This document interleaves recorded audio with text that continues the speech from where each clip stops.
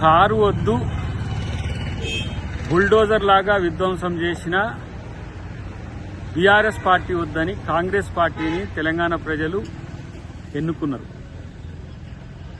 వాళ్ళ కారు వద్దు, బుల్డోజర్ వద్దు, వాళ్ళకి కావాల్సింది చెయ్యి అని తెలిసింది. మిస్టర్ హరీష్ రావు గారు, మీరు మీ బామ్మార్ది గారు ఎంత ప్రచారం చేసినా మీకు ఒరిగేది ఏమీ లేదు.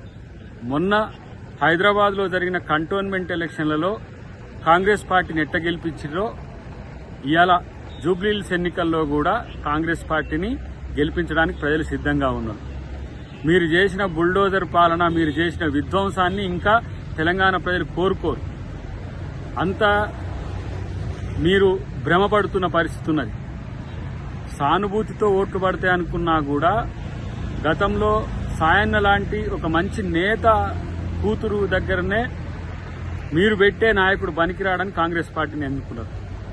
ఇలా గోపీనాథ్ గారి దగ్గర కూడా మీరు సెంటిమెంట్ వర్కౌట్ అయిద్దని ఒక ప్రయత్నం చేసినా ఇలా కాంగ్రెస్ను జూబ్లీహిల్స్లో ప్రజలు కోరుకుంటున్న మాట వాస్తవం. కాబట్టి మీరు ఎన్ని సెంటిమెంట్ రెచ్చగొట్టినా లేకపోతే ఇట్లాంటి స్టేట్మెంట్లు ఏమి ఇచ్చినా మిమ్మల్ని ప్రజలు పట్టించుకోరనే అంశం మీకు తెలిసేంత వరకు మిమ్మల్ని మేము ఏం చేయలేము. ఎందుకంటే ఇంకా మీరు భ్రమల్లో ఉన్నారు. మీరు ప్రతిపక్ష హోదాల్లో కూడా లేరు. ఉనికిలోనే లేని పరిస్థితుల్లో మీరు జూబ్లీహిల్స్ ఎన్నిక గెలుస్తామనే ఒక భ్రమల్లో ఉండడాన్ని బయటికి రావాలని హరీష్ రావు గారికి హితం.